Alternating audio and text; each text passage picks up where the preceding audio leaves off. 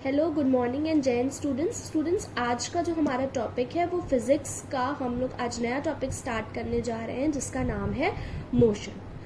Students, ये बहुत ही basic चीज़ें इसमें हम लोग जानेंगे। आगे फिजिक्स जिनको बहुत अच्छे से आगे पढ़ना है वो वीडियोस रेगुलरली देखेंगे, न्यूमेरिकल्स प्रैक्टिस करेंगे और जैसे जैसे मैं कहूँगी वैसे वैसे नोट्स प्रिपेयर करेंगे तो फिजिक्स में क्लास 9th में उनको कोई भी प्रॉब्लम नहीं होगी। So let's start the topic motion. Students, हमारे मोशन चैप्टर का सबसे पहला टॉपिक ही है कि मोशन क्या होता है। आज हम पढ़ेंगे कि हम मोशन किसे कहते हैं। स्टूडेंट्स, मोशन का मतलब क्या होता है? मोशन का सीधा मतलब होता है मूवमेंट से। नाम मिलते जुलते लग रहा है, मोशन का सीधा मतलब होता है मूवमेंट।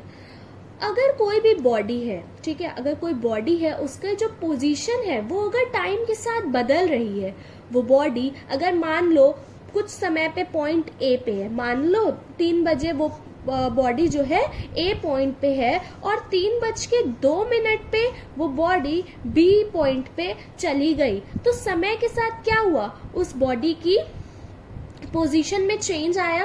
तो जब भी किसी बॉडी की पोजीशन में टाइम के साथ चेंज आता है तो हम कहते हैं कि वो बॉडी किसमें है? मोशन में है। वो बॉडी किसमें है? मोशन में है। और उसी के साथ एक वर्ड आता है रेस्ट। अगर कोई बॉडी है, ठीक है, उसकी अगर पोजीशन टाइम के साथ नहीं बदल रही है तब हम कहते हैं कि वो बॉडी रेस्ट पे है। किस पे है? वो बॉडी रेस्ट पे है। तो जब कोई बॉडी की पोजीशन टाइम के साथ चेंज होती है तो हम कहते हैं वो बॉडी मोशन में है, और जब उसकी पोजीशन टाइम के साथ चेंज नहीं होती है तब हम कहते हैं बॉडी रेस्ट पे है। अगर वो बॉडी रेस्ट पे है तो 3 बजे 3:02 हो, 3:05 हो, 4 बज जाए, वो बॉडी इसी पोजीशन पे रहेगी। उस बॉडी की पोजीशन चेंज नहीं होगी, तभी हम कहेंगे वो बॉडी रेस्ट पे है। और स्टूडेंट्स, ये जो एक टर्म आता है टू एक्सप्लेन कि मोशन और रेस्ट जो है वो रिलेटिव फेनोमेना है। ये लाइन भी आपको दिख रही होगी कि motion and rest are relative. Motion और रेस्ट एक दूसरे से रिलेटिव फेनोमेना होते हैं। कैसे ये रिलेटिव फेनोमेना होते हैं ये हम समझेंगे। देखिए स्टूडेंट्स, इसको हम एक एग्जाम्पल कंसिडर करके इसको हम अच्छे से एक्सप्लेन करते हैं। स्टूडेंट्स, हम मान लीजिए कि आप रोड पे किनारे पे खड़े हुए हो और आपके सामने से एक बस निकल के जाती है। आपको क्या लगेगा? आप क्या मेंशन करोगे कि वो बस मोशन में है, क्योंकि वो बस रुकी हुई नहीं है, वो मूव कर रही है, उसकी पोजीशन भाई टाइम के साथ चेंज हो रही है, तो वो बस कैसे है? मोशन में है। वहीं अगर हम ये कहते हैं कि बस के अंदर की जो सीट है उसको आप क्या कहोगे? वो भी तो मूव कर रही है। आप कहोगे हाँ, सीट भी मोशन में है। क्यों सीट मोशन में है? क्योंकि सीट की भी तो पोजीशन टाइम के साथ चेंज हो रही है, तो सीट भी तो मोशन में हुई। तो बस और सीट कुछ भी हो, आप उसको मोशन में कहोगे। लेकिन दूसरे बंदे की अगर हम बात करें, वो बंदा अगर अंदर बस में बैठा हुआ है, वो उसके अकॉर्डिंग सीट क्या होगी? वो सीट को क्या कहेगा कि सीट मोशन में है? नहीं, ही विल से कि सीट की पोजीशन टाइम के साथ नहीं बदल रही है। वो उसकी खुद की पोजीशन भले चेंज हो रही है, बस क्योंकि मूव कर रही है, बस की पोजीशन चेंज हो रही है, बट उसकी सीट की जो पोजीशन है वो टाइम के साथ चेंज नहीं हो रही है। तो वो बंदा कहेगा कि वो सीट रेस्ट पे है। तो सेम टाइम पे, उसी समय पे आप कह रहे हो कि सीट मोशन कर रही है, वो अंदर पर्सन जो है बस के अंदर वो कह रहा है कि सीट रेस्ट पे है। तो एक ही चीज रेस्ट पे भी है, मोशन पे भी है। ऐसा कैसे पॉसिबल है? ऐसा पॉसिबल है। कोई भी एक चीज, उसको हम एग्जैक्टली ये नहीं बोल सकते, एब्सोल्युटली वो करेक्ट नहीं होगी हमारी बात अगर हम कहेंगे वो मोशन कर रही है। आपके अकॉर्डिंगली वो जरूर मोशन कर रही होगी, आप गलत नहीं हो, लेकिन जो दूसरा बंदा अगर उसको देखेगा, हो सकता है उसके अकॉर्डिंग वो चीज रेस्ट पे हो। तो मोशन और रेस्ट एक दूसरे से रिलेटिव फेनोमेना है, और सेम चीज आपके लिए मोशन में हो सकती है, दूसरे के लिए रेस्ट पे हो सकती है। और ये डिपेंड करता है देखने वाले पे, ऑब्जर्वर पे डिपेंड करता है कि वो चीज मोशन में होगी या रेस्ट पे होगी। तो हम मोशन की डेफिनेशन क्या लिखते हैं? A body is said to be in motion if its position changes with time. और रेस्ट की a body is said to be at rest if its position does not changes with time.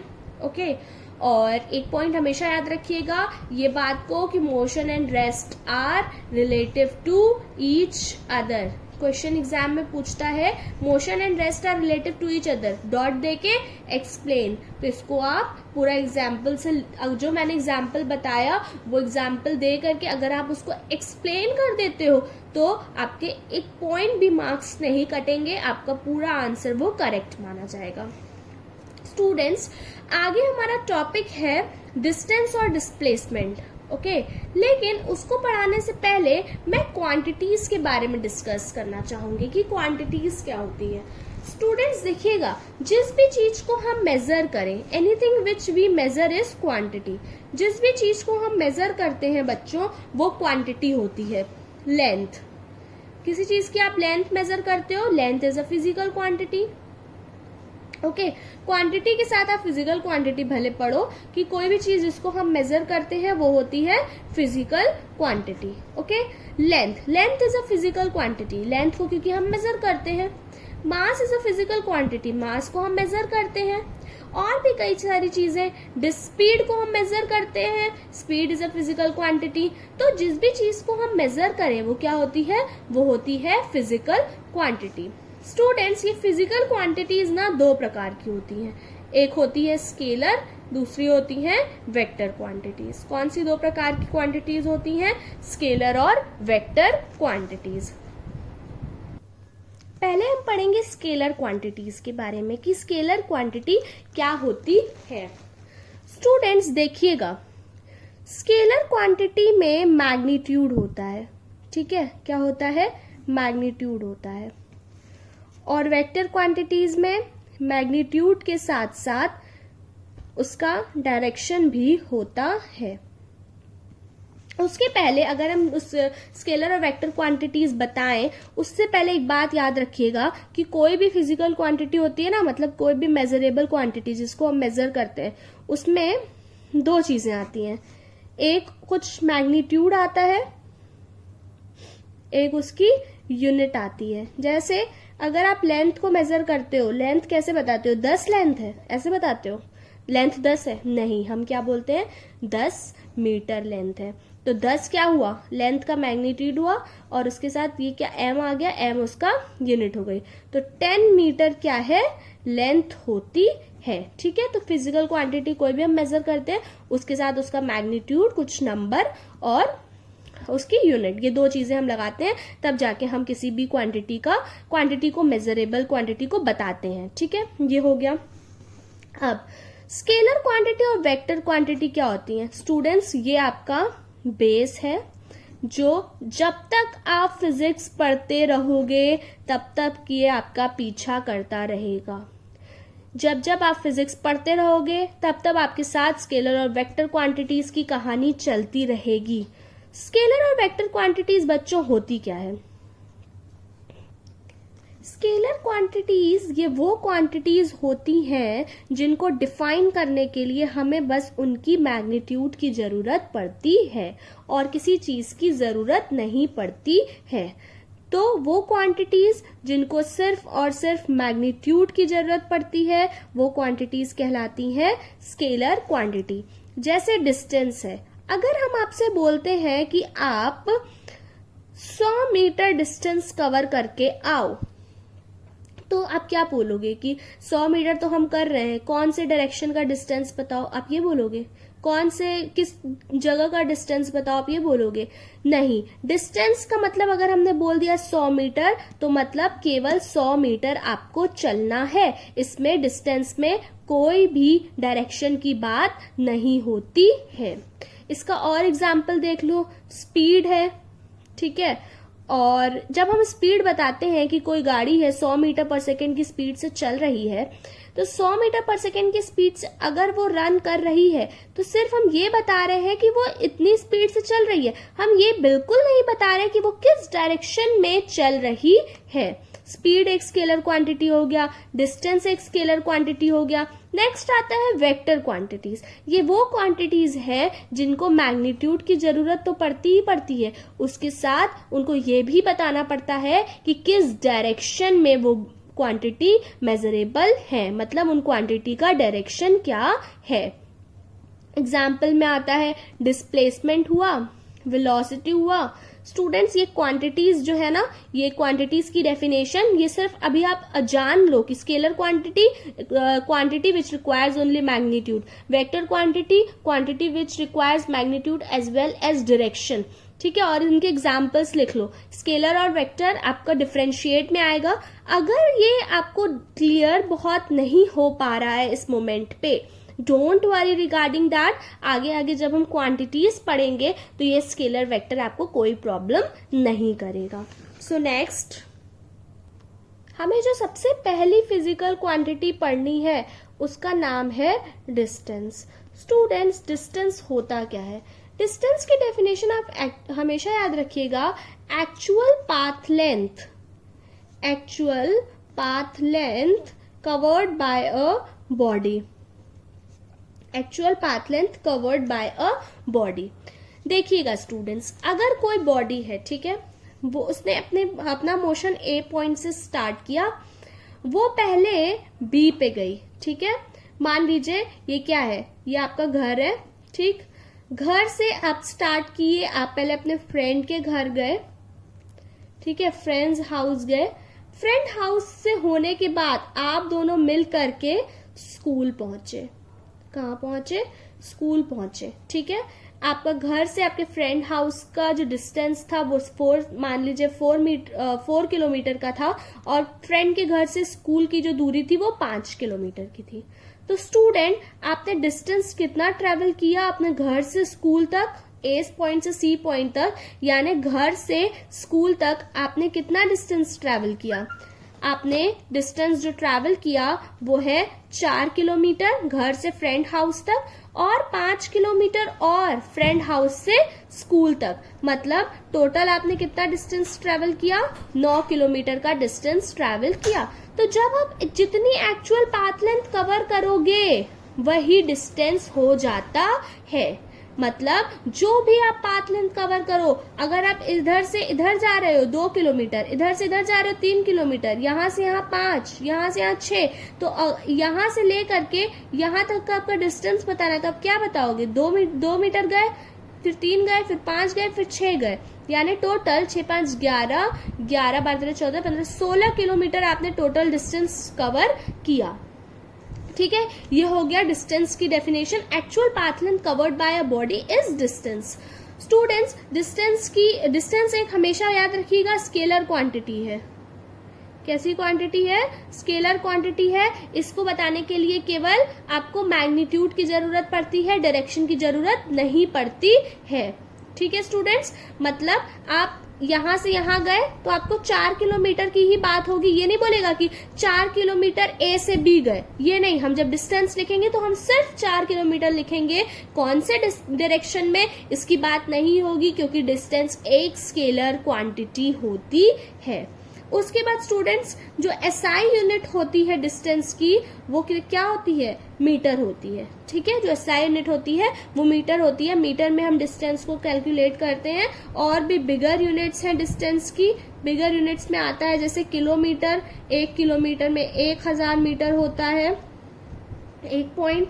दूसरा point 1 metre में 100 centimetre होता है, ये और smaller unit है। तो ये जो भी आप बचपन में कन्वर्जन्स पढ़े हो ये आप हमेशा याद रखिएगा, क्योंकि न्यूमेरिकल्स जब हम करेंगे तो ये सब हमें हेल्पफुल होगा। ओके स्टूडेंट्स, अब हम एक क्वेश्चन सॉल्व करते हैं छोटा सा, कि ये एक ए पॉइंट है, ये बी पॉइंट है, ये सी पॉइंट है, और ये डी पॉइंट है। ए से बी की दूरी 2 मीटर है, बी से सी की 3 मीटर, सी से डी की 4 मीटर। तो टोटल डिस्टेंस क्या है? ए से डी तक जाने के लिए आप लिखोगे कैसे? पहले ए से बी तक गए, बी से सी गए, सी से डी गए। A B 2 metre, B C 3 metre, C D 4 metre 4 और 3 7 2 9 मीटर, ये आपका टोटल डिस्टेंस हो गया। बहुत सिंपल, जैसे नॉर्मल हम लोग बचपन में लेंथ को ऐड कर देते थे, वही चीज है। ठीक है, अब नेक्स्ट टॉपिक जो हमारा है वो है डिस्प्लेसमेंट। स्टूडेंट्स, डिस्प्लेसमेंट को आप कैसे समझोगे ये देखिएगा, ध्यान दीजिएगा। हमने डिस्टेंस में पढ़ा कि कोई बॉडी ए से बी गई, फिर बी से सी गई, सी से डी गई, तो उसकी एक्चुअल वो कितना चल करके गया वो उसका डिस्टेंस होता है। ठीक है स्टूडेंट्स, अब डिस्प्लेसमेंट क्या होता है? शॉर्टेस्ट डिस्टेंस, याद रखिएगा, शॉर्टेस्ट डिस्टेंस मतलब कोई भी पर्सन अगर एक पॉइंट से दूसरे पॉइंट तक गया तो उस दो पॉइंट्स के बीच जो शॉर्टेस्ट डिस्टेंस होता है वही होता है displacement. Shortest distance between two points, जब कोई भी बॉडी, कोई भी पर्सन एक पॉइंट से दूसरे पॉइंट जाती है तो उन दो पॉइंट्स के बीच जो सबसे शॉर्टेस्ट डिस्टेंस होता है वही शॉर्टेस्ट डिस्टेंस कहलाता है डिस्प्लेसमेंट। स्टूडेंट्स, हमने बताया था ये आपका घर है, ये आपका फ्रेंड्स होम है, ये हमने बताया था ना, और ये आपका स्कूल है। ठीक है, जो शरारती बच्चे होते हैं वो घर से पहले फ्रेंड हाउस जाते हैं और फ्रेंड हाउस से फिर स्कूल जाते हैं। ठीक है, और स्कूल से फिर आते वक्त फिर मान लीजिए कहीं घूमने चले जाते हैं, मतलब घूम घाम के घर से स्कूल की डिस्टेंस को ट्रैवल करते हैं। तो उनकी जो डिस्टेंस थी वो कितनी थी? 4 और 5, मतलब घर से फ्रेंड हाउस की डिस्टेंस 4 किलोमीटर थी, फ्रेंड से स्कूल की डिस्टेंस 5 किलोमीटर थी। तो उनका डिस्टेंस उन्होंने कितना ट्रैवल किया? एक्चुअल पाथ लेंथ उन्होंने चला कितना? 4 + 5 9 किलोमीटर उन्होंने चला, ये एक्चुअल पाथ लेंथ है, डिस्टेंस है। लेकिन स्टूडेंट्स, घर से स्कूल का सबसे शॉर्टेस्ट रास्ता आपको ये नहीं दिख रहा? सबसे शॉर्टेस्ट रास्ता क्या है? ये है ना शॉर्टेस्ट रास्ता, है कि नहीं? ये शॉर्टेस्ट रास्ता घर से स्कूल का है ना, यही है डिस्प्लेसमेंट। मतलब कितना उसने चला पूरा वो डिस्टेंस है, लेकिन दो पॉइंट्स के बीच जो सबसे छोटा रास्ता होगा वही डिस्प्लेसमेंट होता है। ओके स्टूडेंट्स, ये हो गया डिस्टेंस और डिस्प्लेसमेंट।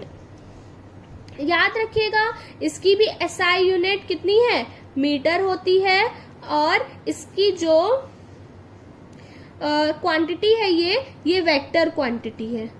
स्टूडेंट्स, अगर आप स्टिल कंफ्यूज हो कि ये वेक्टर क्वांटिटी क्यों है, तो 1 मिनट मैं आपको एक्सप्लेन करती हूँ कि आप घर से स्कूल गए, ठीक है, घर से स्कूल गए तो आपको ये बताया गया है ना कि आपको डिस्टेंस यही लेनी है। अगर आपको डिस्प्लेसमेंट निकालना है तो आपको यही लेंथ लेनी है, आप ये और ये नहीं ले सकते हो, आपको यही लेंथ लेनी है अगर आपको डिस्प्लेसमेंट निकालना है तो सी डायरेक्शन में। अगर आपको डिस्टेंस निकालना रहता तो आप ये लेंथ ऐसे लो या ऐसे लो, या पहले ये प्लस करो बाद में ये प्लस करो, आंसर तो सेम आएगा।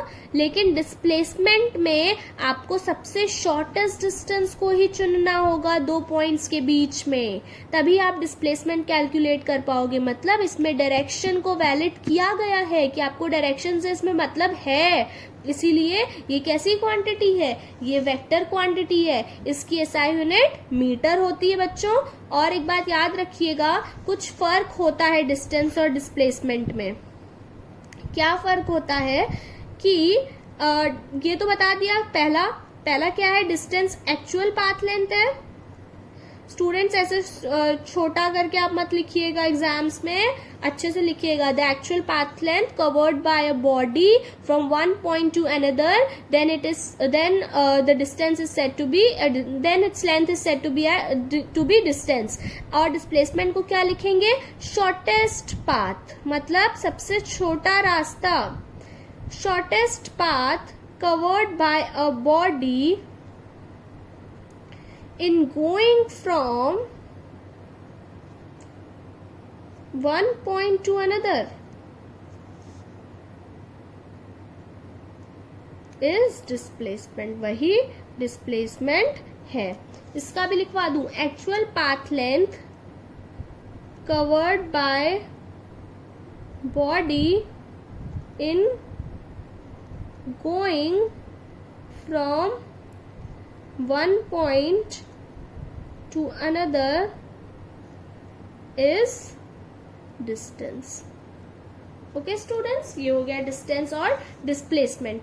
दूसरी बात आप ये याद रखोगे कि डिस्टेंस कभी भी जीरो नहीं होता।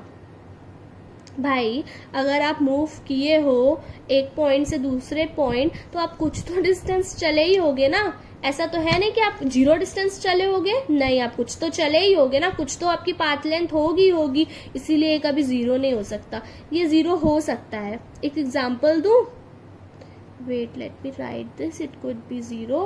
कैसे, देखिए ये आपका घर है, ठीक है, आपने एक राउंड मारा, ये मान लीजिए आपको इस पॉइंट के अराउंड एक राउंड मारना है, ठीक है। आपने ये राउंड कंप्लीट किया, ठीक है। आपने यहां से स्टार्ट किया था, ये पोल है, इसके अराउंड आपको राउंड मारना है। आपने यहां से स्टार्ट किया था, यहां तक आप आ गए, ठीक। आपने ए से स्टार्ट किया था, ए पे ही आ गए।